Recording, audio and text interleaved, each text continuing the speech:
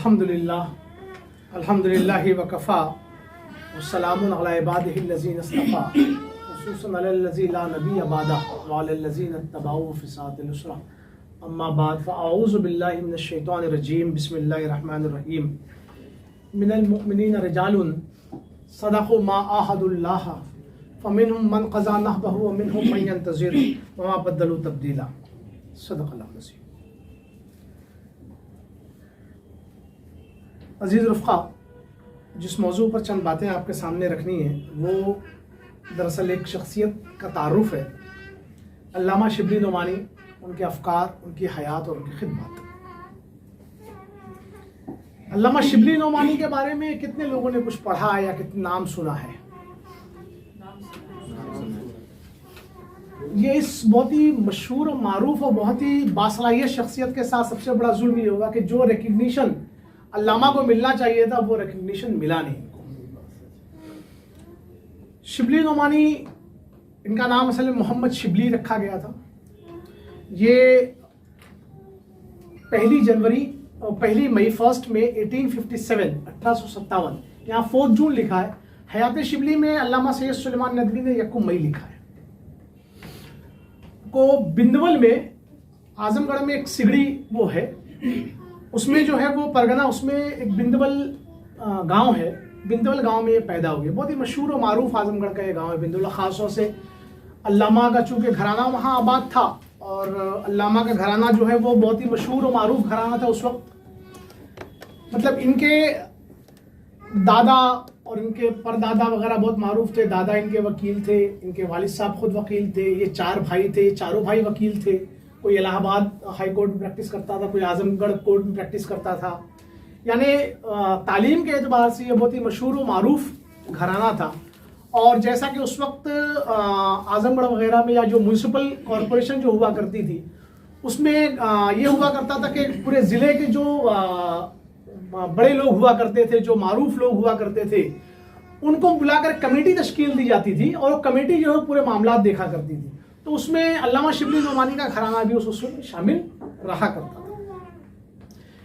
रवायत में यह आता है कि जिस रोज़ अल्लामा शिबली नोमानी की विलादत हुई उसी रोज़ वो गदर के मौके पर डिस्ट्रिक्ट जेल जो था आजमगढ़ का, वहाँ पर बागियों ने हमला किया और अपने बहुत सारे साथियों को वो छुड़ा ले गए और उससे एक बड़ी अजीब सी अफरा तफरी आजमगढ़ ज़िले में हो गई थी। शिबली नोमानी के बारे में ये आता है कि तकरीबन 450 साल पहले इनके जो पूर्वज थे, असल में वो सब राजपूत थे। तो शिवराज सिंह नामी राजपूत थे वो इनके पूर्वजों में से थे। और वो जैसा कि होता है, ज़मींदारी का मामला था। गर्मी के दिन एक दिन पूरे उसमें अपनी ज़मींदारी उस पर घूम कर आए और बहुत ही ज़्यादा गर्मी थी और सीधे वो घर में घुसते चले गए और जूतियाँ अपनी नहीं उतारी और खाने की चौकी जो थी वहाँ पहुँच गए वो। तो उनकी जो भाभी थी उन्होंने कहा कि तुम तुर्क हो गए हो, इतना भी तरीका नहीं कि जूता उतार कर आते, यानी ये ताना दिया कि तुम मुसलमान हो गए हो। ये ताना उनको लग गया। उन्होंने ये कहा कि तुम मुझे तुर्क होने का ताना दे दिए तो मैं होकर दिखाता हूँ। और ये गए फौरन और वहाँ पर बाजू में ही वहीं पे एक वो थी जिसको कहते हैं कि खानका थी, वहाँ पर जो थे हजरत, उनके हाथ पर बैत की, वहाँ उनके हाथ पर मुसलमान हो गए और अपना नाम जो है इन्होंने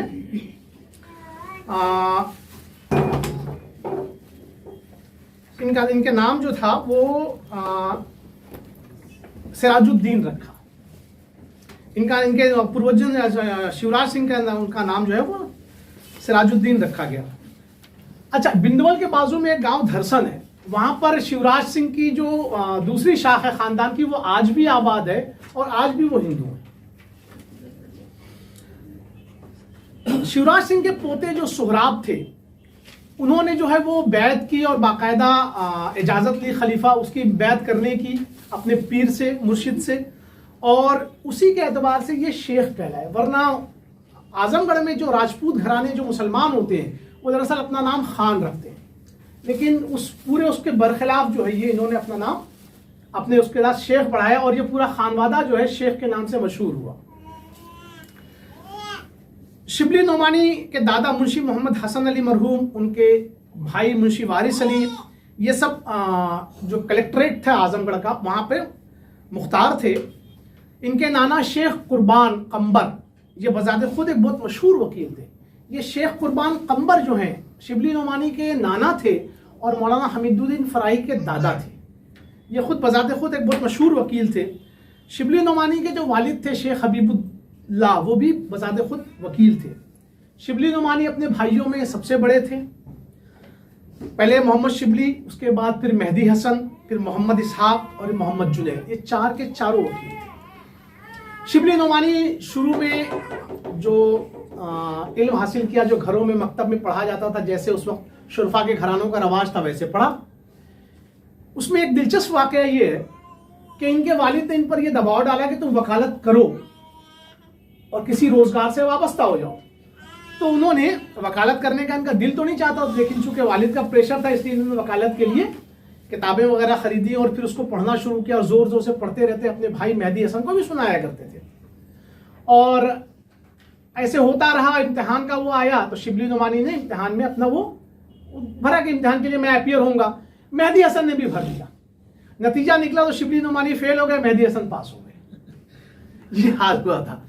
तो ये इस बात ने शिबली नोमानी को बहुत ज्यादा लाग दिलाई, आर दिलाई, और अगले साल फिर वो जो है अपियर हुए उसके लिए और वो पास होकर दिखाया हुआ है।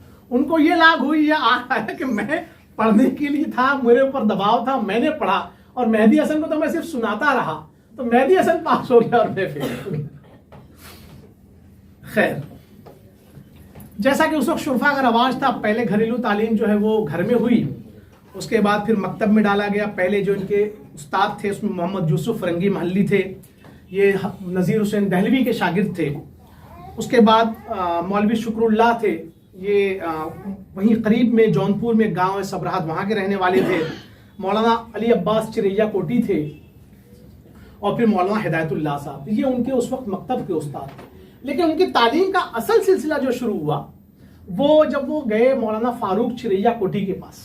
चिरैया कोट एक गांव का नाम है, वहाँ मौलाना फारूक साहब थे। मौलाना फारूक चिरैया कोटी के पास जब गए, माकूलात यानी लॉजिक जो उन्होंने सीखी पूरी वो मौलाना फारूक चिरैया कोटी से सीखी। मौलाना फारूक चिरैया कोटी अपने ज़माने के वो माकूलात के बहुत बड़े मारूफ उस्ताद थे और कट्टर हनफी थे। फारूक चिरैया कोटी साहब कट्टर हनफी थे, और बकौल शिबली नोमानी के, ये इनका नाम शिबली नोमानी नहीं बल्कि मोहम्मद शिबली था, चूंकि ये गाली हनफी थे, कट्टर हनफी थे, और फारूक चिरैया कोटी साहब भी कट्टर हनफी थे, तो उन्होंने इनको लक़ब दिया नोमानी का, नोमान बिन साबित की वजह से, तो इनके नाम के साथ शिबली नोमानी रहा। इनके फ़िक़्ह में उस्ताद जो थे मौलाना इरशाद हुसैन साहब थे, हदीस में उस्ताद जो थे मौलाना अहमद अली सहारनपुरी थे, और अदब में उस्ताद जो थे मौलाना फैजुल हसन लाहौर के थे, जो ओरिएंटल कॉलेज लाहौर में पढ़ाया करते थे। मौलाना फैजुल हसन साहब, मौलाना अहमद अली सहारनपुरी साहब, मौलाना इरशाद हुसैन साहब, मौलाना फारूक चिरैया कोटी साहब, ये लोग अपने ज़माने के नाबग़े रोज़गार थे। यानी ऐसे उस्ताद बहुत कम लोगों को मिलते हैं, लोग इनसे पढ़ने के लिए तरसते थे। मौलाना फैजुल हसन साहब के बारे में तो ये आता है कि इन्होंने शिबली नोमानी साहब ने जब इनसे वक्त मांगा कि मैं आपके उसमें शागिर्दी में आना चाहता हूँ, तो कहा कि मेरे पास तो कोई वक्त नहीं है। फिर तय ये पाया कि जहाँ ये मुकीम थे वहाँ से लेकर कॉलेज तक जब मौलाना फैजुल हसन साहब जाएंगे तो उसी रास्ते उतनी दूर पे। अली, एक बात आप लोग देखिए कि ये जो लेक्चर हो रहा है इस पर आपको इसके बाद क्वेश्चंस होंगे, पेपर दिया जाएगा, इसलिए आप लोगों पॉइंट नोट करें, है ना।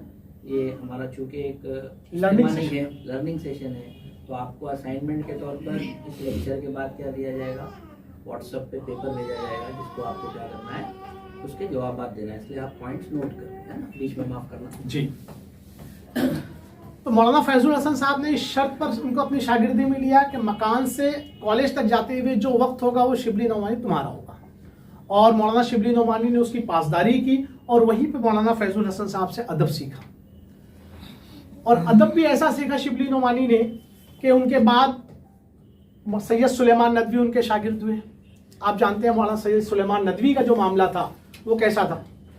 सैयद सुलेमान नदवी अपने ज़माने में बेहतरीन इंशा पर्दाज और बेहतरीन अरबी जानने वाले अली मियाँ नदवी, जिनके बारे में ये कहा जाता है कि वो अरबों से अच्छी अरबी जानते थे, शिबली सैयद सुलेमान नदवी के शागिर्द थे। मौलाना अबुल्लैस इस्लाही नदवी अमीर जमात इस्लामी हिंद, वो सैयद सुलेमान नदवी के शागिर्दों में से थे। और सैयद सुलेमान नदवी जो है वो अजल तलामिज़ा में से थे अल्लामा शिबली नोमानी के। मौलाना हमीदुद्दीन फराही साहब, वो उनके मामूजाद भाई भी थे और उनके शागिर्द भी थे। आप जानते हैं मौलाना हमीदुद्दीन फराही साहब के बारे में कि ये मौलाना अमीन हसन इस्लाही साहब के उस्ताद थे, मौलाना अख्तर हसन इस्लाही साहब के उस्ताद थे। और हम लोग जो यूट्यूब वगैरह पे देखते हैं डॉक्टर सरार अहमद वगैरह को, ये लोग मौलाना अमीन हसन इस्लाही साहब के शागिर्द हैं। तो कहने का मतलब ये कि अगर आप कुछ मौलाना शिबली नोमानी को पहचानना है तो उनके शागिर्दों को देखें। मौलाना अबुल कलाम आज़ाद, मौलाना अबुल कलाम आज़ाद के बारे में आता है कि अगर कोई शख्स उर्दू रस्मुल ख़त में अरबी लिखता है तो मौलाना अबुल कलाम आज़ाद है। यानी उनकी उर्दू इतनी गाढ़ी और इतनी ज़्यादा मुश्किल अदक होती थी कि लोगों ने यह कहा कि ये तो उर्दू रस्मुल ख़त में अरबी लिखते हैं। आपने अगर कोई मौलाना अबुल कलाम आज़ाद की किताब पढ़ी हो, कोई भी किताब उनकी पढ़ ले, उनका तर्जुमानुल कुरान पढ़ ले, तो आपको ये लगेगा किस पाए के अदीब मौलाना अबुल कलाम आज़ाद थे। मौलाना मोहम्मद अली जौहर इनके शागिर्दों में से। ये वो लोग हैं जिनको दुनिया जानती है। तो आप इससे ये अंदाजा लगाइए कि शिबली नोमानी की अबकरियत का क्या हाल होगा। खैर, मैं ये गुफ्तगू ये चल रही थी कि इनके असातिज़ा की, तो इनका असल वो था शिबली नोमानी का मौलाना फारूक चिरिया कोटी के साथ इनका बहुत ज़्यादा वो रहा, और वहीं पे ये भी गाली हनफी बने मौलाना शिबली नोमानी साहब। और उस ज़माने में आप देखेंगे ख़ास तौर से जो जोग्राफिकल वो था, बिंदवल में ये पैदा हुए। बिंदवल से लगा हुआ गांव जयराजपुर है, एकदम 1 मील का फासला भी शायद हो, ज़मीनें मिली हुई होती हैं। मौलाना सलामतुल्लाह जयराजपुरी, जो मौलाना असलम जयराजपुरी साहब के वालिद थे, मौलाना असलम जयराजपुरी साहब से तो वाकिफ़ होंगे, सलामतुल्लाह साहब से शायद ना वाकिफ़ हो। असलम जयराजपुरी साहब मरकज़ी मकतबे से एक किताब छपी है आलिम बरज़ख। आलिम बरज़ख में 3 मकाले हैं, एक मौलाना मौदूदी का है, अल्लामा सैयद सुलेमान नदवी का है और असलम जयराजपुरी साहब का है। ये अहले हदीस थे, और मौलाना सलामतुल्लाह जयराजपुरी और मौलाना असलम जयराज, ये अहले हदीस थे। तो ये वो टकराव जो है ना, वो वहीं पर शुरू हुआ था। ये पूरा टकराव शुरू हुआ और उस पर अल्लामा शिबली नोमानी का पूरा रुझान जो है वो उसी तरफ था, और उस पर उन्होंने बहुत सारी किताबें अपनी लिखी। मौलाना अब्दुल हक फरंगी महली ने, इन्होंने पहले जो किताब लिखी, इन्होंने ज़िल्लुल ग़माम फ़ी मसलतिल क़िराअत ख़ल्फ़ल इमाम, अल्लामा शिबली नोमानी ने पहली किताब लिखी जो ये थी। यानी इमाम के पीछे क़िराअत करने का जो मसला होता है नमाज बाजमात में, जो हमारे यहाँ बहुत ही मारूफ ये सब फ़िक़ही मज़हब हैं डिस्प्यूट्स, उसमें सैयद अल्लामा शिबली नोमानी ने अपना वो किया। एक और वजह थी, हमीदुद्दीन फराही साहब के जो चचा थे मौलाना मोहम्मद सलीम साहब, और जो शिबली नोमानी के मामू भी थे, ये बजाते खुद जो है वो गैर मुक़ल्लिद थे, अहले हदीस थे। उस वजह से घर में भी ये चपकलिश थी। तो ये एक रुझान था जो इस तरफ अल्लामा शिबली नोमानी ने कदम बढ़ाया। ये मामला शिबली नोमानी साहब का आगे बढ़ता चला गया। उस वक्त अहनाफ में अब्दुल हई फरंगी महली का बड़ा नाम था और बहुत ही मोतदिल आलिम दीन थी ये।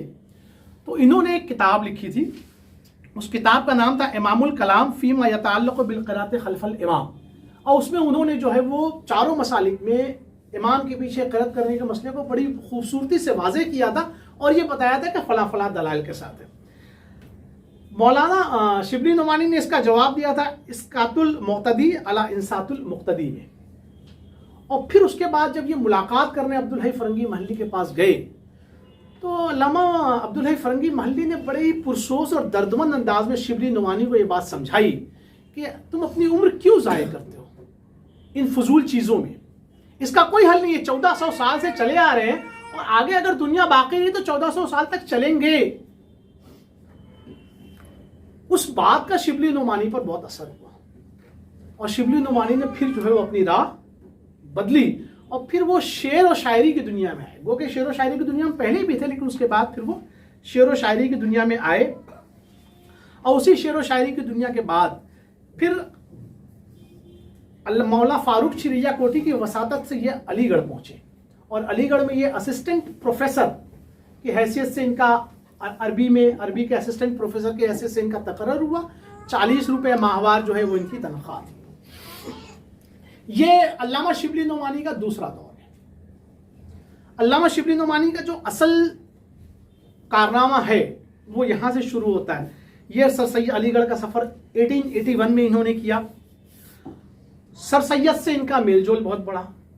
सर सैयद ने इनको अपने जो उनकी लाइब्रेरी थी सर सैयद की, उसको इस्तेफादे की आम इजाज़त दी शिबली नोमानी को कि आप जब चाहें। शिबली नोमानी का ये आलम था, शिबली नोमानी खुद लिखते हैं कि मैं सैयद सुलेमान नदवी की लाइब्रेरी के पास में खड़ा रहता और जब थक जाता तो बैठ जाता। इतनी नादिर और नायाब किताबें वहां थी जो मैंने कभी इससे पहले देखी नहीं थी। और जाहिर सी बात, जो इल्म का शौकीन होता है वो चाहता है कि मैं कितना पढ़ लूं। तो सर सैयद अहमद खान ने जो ये सूरत हाल देखी तो उनके लिए वहां पर कुर्सी लगवा दी और कहा कि तुमको मुतालिक के लिए जब वक्त मिले, जब 24 आवर्स 24/7 तुम्हारे लिए ये खुली है। अल्लामा सर सैयद अहमद खान का एक अपना मसला था। सर सैयद अहमद खान आप जैसा कि आप जानते हैं कि मगरिब से इतने ज़्यादा मरूब हुए थे कि उन्होंने बहुत सारी चीज़ों की तावील की और उस तावील में उनको शिबली नोमानी की ज़रूरत पड़ती थी। उस तावील में शिबली नोमानी की ज़रूरत पड़ती, तो जहां तक साथ देता ज़बान व अदब, शिबली नोमानी जो है वो उनकी मदद कर दिया करते थे, और जहां साथ देना मुश्किल हो जाता वहां शिबली नोमानी माजरत कर लिया करते थे। सर सैयद अहमद खान ने शिबली नोमानी को बहुत ज़्यादा अप्रिशिएट किया और एक वक्त ऐसा आया कि सर सैयद अहमद खान और शिबली नोमानी लाजिम व मलजूम हुए, एक दूसरे के बगैर दोनों का काम नहीं चलता था। शिबली नोमानी ने अलीगढ़ उस वक्त जो है वो जितने इल्म फन के माहिरीन थे सबका, जिसको हम लोग कहते हैं कि गढ़ बन गया था। वहाँ नाबग़े रोज़गार शख्सियात आती थीं, मगरिब से लोग, प्रोफेसर आर्नल्ड वगैरह वो मौजूद थे। यहाँ पे जितने पढ़े लिखे लोग थे वो सब अलीगढ़ में जमा थे। अलीगढ़ में नए ख्यालात, नए जज्बात, कदीम और जदीद की जो कशमकश थी वो, उनके जो असरात इंसान पर मुरतब होते थे वो, हक़ व बातिल किस तरह से मिली जुली शक्ल में आया करता है वो, इन तमाम चीज़ों के लिए, इन तमाम चीज़ों वहाँ मौजूद थी। और इससे जो नबर्द आज़मा होने के लिए, इन तमाम चीज़ों से जूझने के लिए जो बसीरत दरकार थी वो शिबली नोमानी के पास थी। इस बात को करना पड़ेगा कि शिबली नोमानी, अल्लामा सैयद सर सैयद अहमद खान जो है उनके बारे में शिबली नोमानी ये लिखते हैं कि मुसलमानों की बीमारी का एक इलाज सर सैयद के नज़दीक ये था कि मुसलमान मजहब के सिवा हर चीज़ में अंग्रेज़ हो जाए। और शिबली नोमानी का यह कहना था कि सही इस्लामी अकायद की हिफाजत और बका के साथ ज़माने की जो मुफीद बातें हों, जो फ़ायदेमंद बातें हों, उसको लिया जाए। ये दोनों के बीच में फ़र्क था। अलीगढ़ में सुकूनत के दरमियान जो उनकी वो हुई, वहाँ पर जो रहे वो, तो उनको सबसे ज़्यादा एहसास जिस चीज़ का हुआ शिबली नोमानी को, मिल्लत की जो बर्बादी थी, मिल्लत जो अपनी बेबसी और की इंतहा को पहुँच चुकी थी, उसका एहसास उनको शिद्दत से हुआ।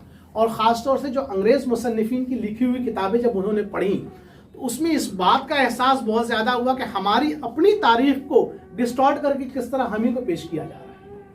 यानी अंग्रेज़ों को जब ये ज़रूरत हुई, अंग्रेज़ जब गालिब हुए, तो इस्लाम को चूँकि उनको हर जगह से निकालना था, तो उसके लिए एक तरीक़ा ये है कि उनके जो हीरोज़ हैं उनकी किरदार को मस्त कर दिया जाए, उनका कैरेक्टर असैसिनेशन इस तरह किया जाए कि फिर वो उनकी वो हीरोज़ जो हैं वो उनकी कौम में बजाते खुद जो है वो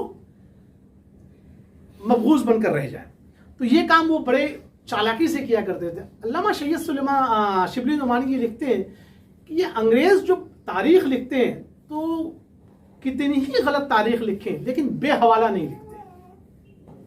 ये एक बात थी, यानी उसका हवाला कहीं ना कहीं मिलेगा। ये अलग बात है कि उसमें अपनी मनचाही बात निकालेंगे, लेकिन बहरहाल जो चीज़ हवाले से दर्ज की जाती है उसकी तरदीद के लिए भी हवाला दरकार होता है। ऐसे नहीं होता कि एक चीज़ तो लिखी हवाले से और आप उठे और आपने कहा कि मैं इसको नहीं मानता। वहाँ पर अल्लामा शिबली नोमानी की सबसे बड़ी खुशकिस्मती ये थी कि प्रोफेसर आर्नल्ड के साथ उनका साथ हो गया, और साथ ऐसा हुआ कि प्रोफेसर आर्नल्ड से उन्होंने फ्रांसीसी सीखी, अंग्रेज़ी सीखी, और उसके बदले में प्रोफेसर आर्नल्ड को उन्होंने अरबी सिखाई। उससे बढ़कर जो बात हुई वो ये थी कि अल्लामा शिबली नोमानी को जदीद उलूम जो है मगरिब चीज़ों को कैसे देखता है, तहकीक के उसूल मगरिब के नज़दीक क्या हैं, प्रोफेसर आर्नल्ड ने शिबली नोमानी को ये सिखाया। ये बताया कि जदीद इल्मी मजालिस के साजो सामान क्या है, उसके प्री रिक्विजिट्स क्या हैं, ये बताया। कदीम उलूम पर जदीद उलूम ने किस तरह से हमला किया और किस तरह से उनको ख़त्म किया, ये प्रोफेसर आर्नल्ड ने शिबली नोमानी को सिखाया। ये वो बुनियादी इल्म था जो शिबली नोमानी को प्रोफेसर आर्नोल्ड ने सिखाया, और इसी इल्म की रोशनी में शिबली नोमानी ने अपना अगला जो डिफेंस का मुकदमा था वो तैयार किया।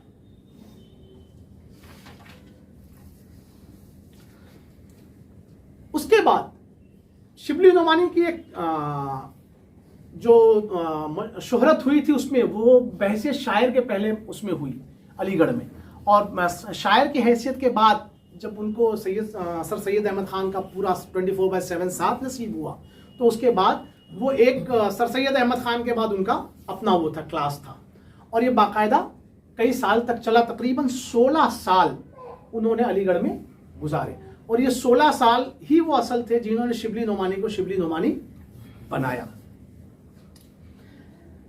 शिबली नोमानी ने सर सैयद अहमद खान के लाइब्रेरी के बाद जिस शख्स की लाइब्रेरी से सबसे ज़्यादा फ़ायदा उठाया वो मौलवी सैयद अली बलगरामी थे।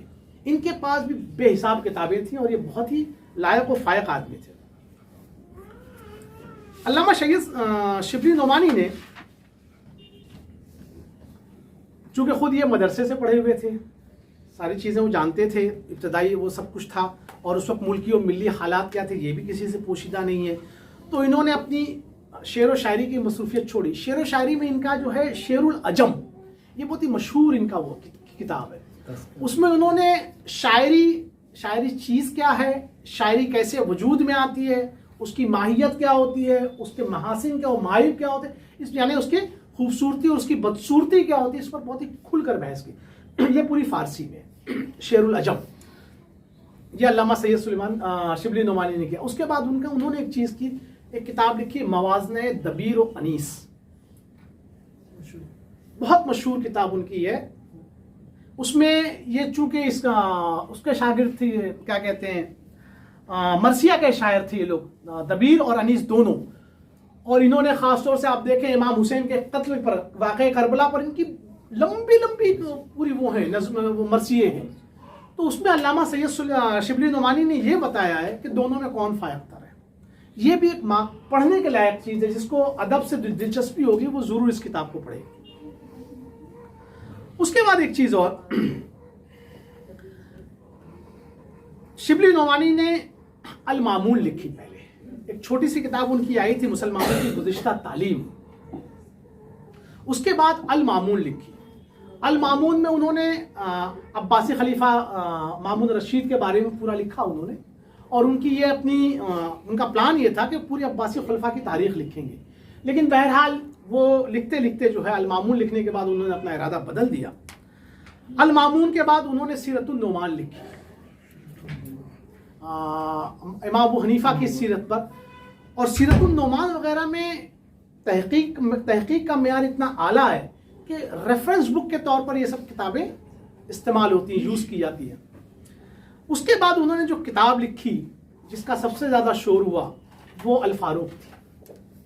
अल फारूक जैसा कि नाम से वाज़ेह हज़रत उमर फारूक रज़ी अल्लाह ताला अन्हु के हयात पर थी। अल फारूक में शिबली नोमानी ने मगरिब के तमाम जो उसूल थे उन उसूलों को मद्देनज़र रखते हुए तारीख़ के जो उसूल और मुरतब करने थे उस पर भी उन्होंने गौर करके और वो करके एक नए उसूल मुरतब करके अल फारूक लिखी। अल फारूक भी रेफरेंस बुक के तौर पर इस्तेमाल होती है।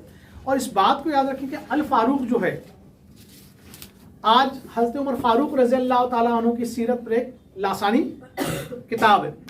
अल फारूक का एक इक़्तिबास मैं आपको पढ़ के सुनाता हूँ, शिबली नोमानी का है। शिबली नोमानी कहते हैं, कानून फितरत के नुक्ता शनास जानते हैं कि फ़ज़ाइल इंसानी की मुख्तलिफ किस्में हैं, अनवा हैं, और हर फजीलत का जुदा रास्ता है।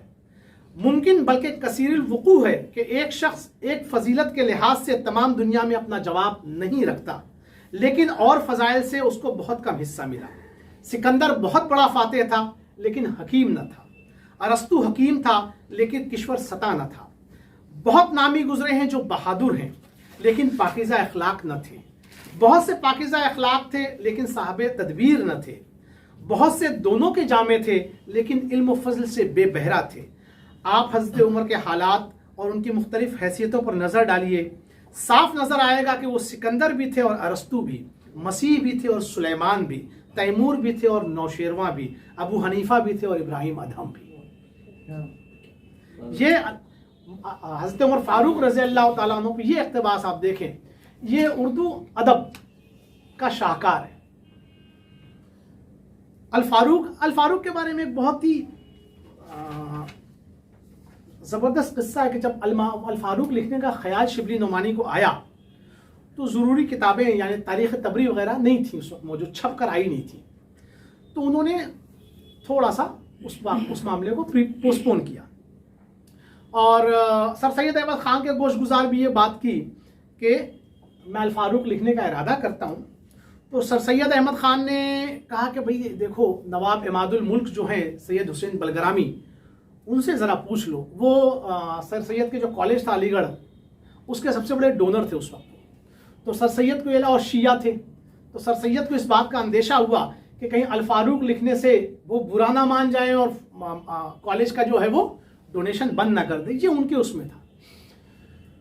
तो अल्लामा शिबली नोमानी ने नवाब इमादुल मुल्क सैयद हुसैन बलगरामी को ख़त लिखा और कहा कि मैं अल फारूक लिखना चाहता हूँ, आपकी क्या राय है। तो सैयद हुसैन बलगरामी साहब ने लिखा, जवाब ख़त में लिखा और कहा कि इस्लाम ने एक ही तो फारूक पैदा किया है लानत है हम पर अगर हम उसकी भी सवाने न लिखें। ये ख़त में आना था कि शिबली नोमानी समझ गए कि मामला कुछ और है, मामला सैयद हुसैन बलगरामी का नहीं बल्कि सर सैयद अहमद ख़ान का अपना है। और बाद में सर सैयद अहमद ख़ान के कुछ खतूत से ये बात वाज़ेह हुई कि असल में जो वो था वो सर सैयद अहमद ख़ान को ही था, नवाब इमादुल मुल्क को नहीं था। तो ये एक वो था। उसके बाद सर सैयद शिबली नोमानी ने जो अपना काम अल फारूक पर बढ़ाया और ये एक ऐसी किताब है कि अगर शिबली नोमानी इसके अलावा कोई किताब ना लिखते तो उनके तारुफ के लिए, उनकी तारीफ के लिए अकेली किताब काफ़ी थी। इसके बाद सर सैयद अहमद ख़ान से कुछ ऐसे मामला पेश आते हैं कि सर सैयद अहमद ख़ान से उनके अख्तलाफात होते हैं और अख्तलाफात की नौयत वही थी जो मैंने बताया आपको कि सर सैयद अहमद ख़ान मुसलमानों के बारे में समझते थे कि मज़हब को छोड़कर वो सारी चीज़ों में अंग्रेज़ हो जाए, और शिबली नोमानी जो है उसमें बरखिलाफ थे। उस वक्त ख़ासतौर से सर सैयद अहमद ख़ान मुस्लिम लीग के हामी थे और अल्लामा शिबली नोमानी जो है मुस्लिम लीग की सियासत को पसंद नहीं करते थे बल्कि कांग्रेस की सियासत को पसंद करते थे। ये वो शुरुआत हुई। उसके बाद दोनों के रास्ते अलग हुए। दोनों के रास्ते जब अलग हुए तो उसी बीच नदवतुल उलमा लखनऊ की बात आई। ये कानपुर के मदरसे में जिसमें मौलाना अशरफ अली थानवी रहमतुल्लाह अलैह पढ़ाया करते थे, वो मदरसा बहुत ही एफ्लुएंट था, बहुत ही अच्छा मदरसा था, बहुत बड़ा था। तो उसमें लोगों का एक वो हुआ, उलमा को बुलाया गया और इस बाकायदा एक तजवीज़ पास की गई कि एक नदवा बनाया जाएगा उलमा का। और उसके लिए वो कि शुरू में शिबली नोमानी नहीं थे, लेकिन उसके बाद शिबली नोमानी उसमें गए और नदवतुल उलमा के लिए बाकायदा वो पूरा लखनऊ में वो जो जगह वगैरह है वो सारी चीज़ें हुई। और नदवतुल उलमा में शिबली नोमानी ने अपने ख्वाबों की ताबीर ढूंढी। शिबली नोमानी का ये कहना था कि मदारिस में जो किताबें पढ़ाई जाती हैं वो आउटडेट हो चुकी हैं। शिबली नोमानी का ये ख्याल था कि मदारिस में जितनी भी किताबें पढ़ाई जाती हैं इसमें जो भी, चाहे वो इल्म कलाम की अकीदे की किताबें हों, चाहे वो मंतिक की किताबें हों, चाहे वो फ़लसफ़े की किताबें हों, चाहे वो और दूसरी चीज़ों की किताबें, ये दरअसल इसका एक पार्ट जो है वो आउटडेट हो चुका है। उन्होंने उसकी मिसाल पेश की कि इमाम गज़ाली के ज़माने में जो यूनानी फ़लसफ़ा आया था, तो उस यूनानी फ़लसफ़े को इमाम गज़ाली ने इस तरह टैकल किया, वो ये था कि फ़लसफ़े को पहले खुद समझा और उसका जवाब तैयार करके उसी जवाब को पढ़ाया गया किताबों में, मदरसों में, तो यूनानी फ़लसफ़े का मुकाबला किया गया। शिबली नोमानी का यह ख्याल था कि ये मगरिब से जो चीज़ें आ रही हैं हम पहले इनका जवाब तैयार करें और उस जवाब के एतबार से उस जो जवाब हम तैयार करें वो हम मदरसों में पढ़ाएं। हमारी जो मंतिक की किताबें हैं वो सारी आउटडेट हो चुकी हैं। फ़लसफ़े की किताबें, हम फ़लसफ़ा जो पढ़ाते हैं वो इस वक्त इर्रेलेवेंट है। इस वक्त का फ़लसफ़ा बिल्कुल अलग है। अक़ीदे की बहसें बिल्कुल बदल चुकी हैं। कुरान का हिस्सा मदारिस में बहुत कम है, फ़िक़्ह और मंतिक का ज़्यादा है, तो कुरान को उसका हक़ दिया जाए, उसका हिस्सा दिया जाए। और ये उनके जहन में बहुत सारी चीज़ें थी निसाब तैयार करने की, तो उन्होंने नदवतुल उलमा में और अंग्रेज़ी, इंग्लिश को उन्होंने लाजमी करार दिया था। इंग्लिश को लाजमी क्यों करार दिया था? इंग्लिश को लाजमी करार देने की एक वजह यह थी कि शिबली नोमानी जब तुर्की के दौरे से वापस आए, तो तुर्की के दौरे से जब वापस आए तो उनको एक तार मिला, टेलीग्राम, और रात के 12 बजे वो टेलीग्राम मिला। उनके घर में कोई बीमार था उस वक्त। तो टेलीग्राम देखकर वो बेचारे बहुत ही ज़्यादा परेशान हो गए। परेशान हुए तो किसी एक के पास गए, शायद वो सर सैयद अहमद खान के पोते थे या किसी के पास गए और उनसे कहा कि क्या लिखा है। तो उन्होंने कहा कि फलां नवाब जो है वो आपके बखैरियत वापस आने पर आपको मुबारकबाद दे रहे हैं। तो उनको इस बात का शदीद एहसास हुआ कि अंग्रेजी ना जानना जो है वो बहरहाल एक ऐसा ड्रॉबैक है कि उसको अगर वो ड्रॉबैक हमारे साथ रहा तो हम तरक्की नहीं कर सकते। तो उन्होंने अंग्रेजी को बहुत ज़्यादा अहमियत दी और कहा कि तमाम मदारिस में अंग्रेजी का अपना हिस्सा होना चाहिए। अब जाहिर सी बात है ये सारी चीज़ें जो हैं वो एक ऐसी चीज़ें थी जो उस वक्त के मौजूदा उलमा, जो सिक्का बंद उलमा थे, उनको जो है वो पसंद नहीं आई और उसमें बहुत ज़्यादा शोरिश हुई और नदवतुल उलमा में अपनी उम्र के बहुत अच्छा खासा वक्त देने के बाद आखिर शिबली नोमानी को जो है उससे रिज़ाइन करना पड़ा। और रिज़ाइन करके फिर जब शिबली नोमानी वहाँ से रिज़ाइन करके फिर वो दारुल मुसन्निफीन उन्होंने आजमगढ़ में कायम किया। आगे और आगे कर दीजिए, नहीं आगे, इसके आगे ये दारुल मुसन्निफीन है। दारुल मुसन्निफीन कायम किया। ओरिजिनल प्लान जो दारुल मुसन्निफीन का था वो नदवे में था। शिबली नोमानी का ओरिजिनल जो प्लान था कि दारुल मुसन्निफीन कायम किया जाए। दारुल मुसन्निफीन क्यों कायम करने का इरादा था?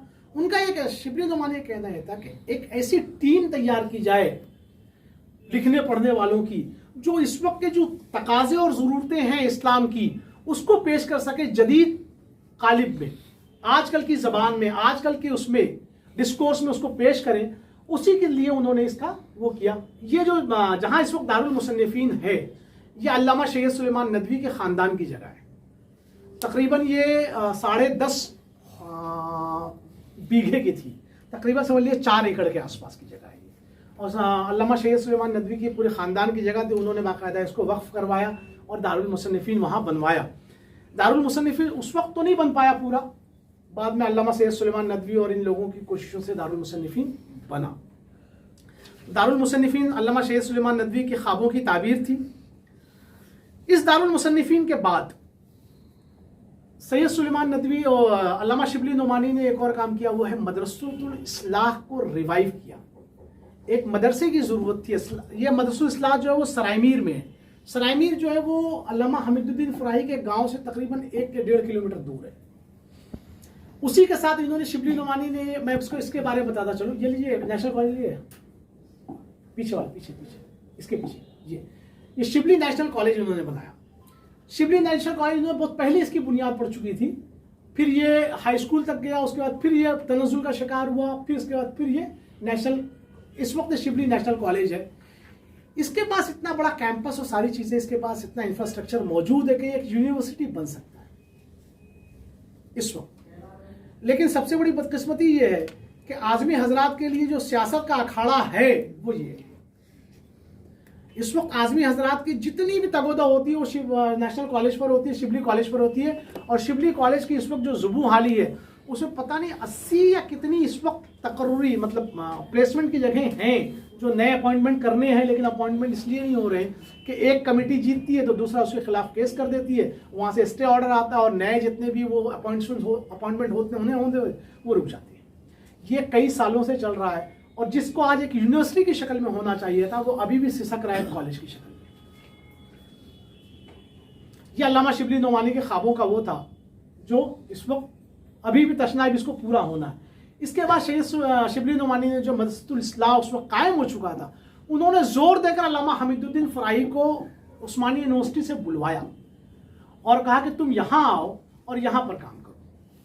और अल्लामा हमीदुद्दीन फराही साहब ने इस पर लब्बैक कहा और यहाँ आए और मदरसतुल इस्लाह इस वक्त जो जिस शक्ल में है, हम आप जानते हैं इस्लाही एक ज़माना वो था कि तहरीक इस्लामी का सबसे पहला मरकज़ जो था वो मदरसतुल इस्लाह था। और तहरीक इस्लामी को जितने बड़े बड़े थिंकर्स या ये कह लीजिए कि आलिम मदरसतुल इस्लाह ने दिए वो किसी ने नहीं दिए। आप देखें मौलाना अमीन हसन इस्लाही, मौलाना अख्तर हसन इस्लाही, मौलाना अबुल्ला इस्लाही, मौलाना सदरुद्दीन इस्लाही, मौलाना जलील हसन इस्लाही और पता नहीं कितने और होंगे। ये तो मैंने वो बताया कि जब तहरीक इस्लामी हिंद कायम हुई उस वक्त ये लोग। तो ये मदरसतुल इस्लाह था। उसके बाद ये सारी चीज़ें हो गई, सब हुआ। अब उम्र के आखिरी दौर में तकरीबन वफात से 1908 के आसपास शिबली नुमानी के पैर में गोली लगी। गोली क्यों लगी कि वो बैठे थे अपने घर में आराम से, बताए थे पैर लटका के आराम से पलंग पे बैठा हुआ था और बंदूक जो है वो कुछ परिंदों को करना था, बंदूक रखी हुई थी भरी हुई। और एक रवायत में आता है कि उन्होंने अपनी बहू को दिया वो बंदूक, हामिद नोमानी जो उनके बेटे, उनकी बीवी को, और बहरहाल वो बंदूक भारी थी, उठी ने, उसी में वो ट्रिगर दब गया और एड़ी में उनकी गोली लगी और एड़ी पूरी जो हड्डियां उसकी चूर हो गई। एक रवायत में यह कि जब बंदूक को किसी मुलाजिम को हैंड ओवर कर रहे थे और वो उसमें उसका घोड़ा दब गया, ट्रिगर दब गया और उसके पैरों में गोली लगी और पैर काटना पड़ा शिबली नोमानी का। उसकी वजह से शिबली नोमानी की जो बहुत ज्यादा मसरूफियात, जो भाग दौड़ थी, वो बहुत ज्यादा कम हो गए और फिर वो साहब फराश होकर एक जगह बैठ गए। लेकिन उसके बावजूद उन्होंने उस हालत में भी मुंबई का सफर किया। सीरतुन नबी का उन्होंने असल काम जो है, जो लिखने का था, वो मुंबई मुकम्मल किया। उसके बाद उन्होंने सीरतुन नबी की लिखने का इरादा किया। ये उनकी वो मार्कतुल आरा किताब है, सीरतुन नबी। उर्दू में सीरत पर ऐसी किताब नहीं लिखी गई आज तक। इसमें से पहली 2 जिल्दें जो है वो अल्लामा शिबली नोमानी की हैं। उसके बाद जो 5 जिल्दें हैं वो सैयद सुलेमान नदवी ने मुकम्मल की थी, उनका इंतकाल हो गया था। सीरतुन नबी जब लिखने का इरादा हुआ तो उन्होंने एक शेर कहा था। उन्होंने लिखा था कि अजम की दास्तां लिखी, अजम की मदह की, अब्बासियों की दास्तां लिखी, मुझे चंदे मुकीमे आस्ताने गैर होना था, मगर अब लिख रहा हूँ सीरत पैगम्बर खातम, खुदा का शुक्र है यूं खात्मा बिल खैर होना था। यानी जिंदगी की आखिरी जो तसनीफ की उन्होंने वो ये थी। अब जाहिर सी बात है इसके एक्सपेंसेस कहाँ से आए? सीरतुन नबी लिखना, उसके लिए जो मराजे और मसादिर हैं उसके लिए कोशिश करना, उसकी प्रिंटिंग, तो बेगम भोपाल जो थी, जो भोपाल की मलिका थी, उसको उन्होंने ख़त लिखा मलका भोपाल को। तो मलका भोपाल ने इस पर आमादगी जाहिर की और कहा कि 2 साल के अंदर आप इसको मुकम्मल कीजिए। जो वजीफ़ा था वो 2 साल के लिए था। शिबली नोमानी ने कहा कि 2 साल में तो सीरतुन नबी पूरी होने से रही, तो उन्होंने उसको और एक्सटेंड करवाया। उस पर ये लिखा, शिबली नोमानी ने शेर लिखा था, नज़म वो की था, मसारिफ की तरफ से मुतमईन हूँ मैं बहर सूरत के अब्र फैज़ सुल्ताने जहाँ बेगम ज़रफ़शां है, रही तालीफ तनकीद रवायत हाय तारीख़ी, तो इसके वास्ते हाजिर मेरा दिल मेरी जान है, गरज 2 हाथ हैं इस काम के अंजाम में शामिल, कि जिसमें एक फ़कीर बेनवा है एक सुल्तान है। और जब सैयद अल्लामा शिबली नोमानी का इंतकाल हुआ तो मलका भोपाल ने कहा कि फ़कीर बेनवा तो चला गया, सुल्तान की बारी है। तो बिलाखिर सैयद सुलेमान नदवी जो उनके शागिर्द थे, उन्होंने सीरतुन नबी को मुकम्मल किया। और ये आज उर्दू ज़बान में सीरत पर ऐसी किताब जो है वो नहीं मिलती। ये अल्लामा शिबली नोमानी का मुख्तसर सा तारुफ था जो मैंने आप लोगों के सामने रखा। इसके बाद फिर वो उनका इंतकाल हुआ 1914 में, 15 नवंबर 1914 को उनका इंतकाल हुआ। और अपने ज़माने में उन्होंने अपने जितने शागिर्द थे उनको अलग अलग जगहों पर उन्होंने वो कर दिया। दारुल मुसन्निफीन जो है सैयद सुलेमान नदवी के हवाले किया, मदरसतुल इस्लाह जो है वो अल्लामा हमीदुद्दीन फ़राही साहब, और इसमें शिबली मुतकल्लिम उनके एक शागिर्द थे, और दूसरे मौलाना मसूद नदवी साहब थे उनके शागिर्द। ये तमाम लोग थे। तो ये थी उनकी एक ऐसे शख्स की कहानी, ऐसे शख्स की सवाने कि जिसने जब जो ठान लिया करने के लिए, और उन मुश्किल हालात में, जिन मुश्किल हालात में लोग करने से उम्मन कतराते थे, अपनी ज़िंदगी को उन्होंने चंद पैसे या रोज़गार के उसमें नहीं रखा, बल्कि ये कोशिश की कि कौम और मिल्लत का जितना ज़्यादा फ़ायदा हो जाए। और जो उन्होंने वर्सा छोड़ा है, अगर हम ये कोशिश करें या इस वक्त मुसलमान ये कोशिश करें कि उस लीगेसी को ही आगे बढ़ाएं, तो ये भी बहुत बड़ा कंट्रीब्यूशन होगा उम्मत के लिए। अगर आप नेशनल कॉलेज जो शिबली कॉलेज है उसी को कर लें, या इस वक्त दारुल मुसन्निफीन जो है वो भी बड़ी बुरी हालत में है, सिसक रहा है। सिसक इसलिए रहा है कि ना वैसे लोग वहाँ पैदा हो रहे हैं कि जो उसको और आगे बढ़ाएं मज़ीद, और ना ऐसे लोगों का ताउन है।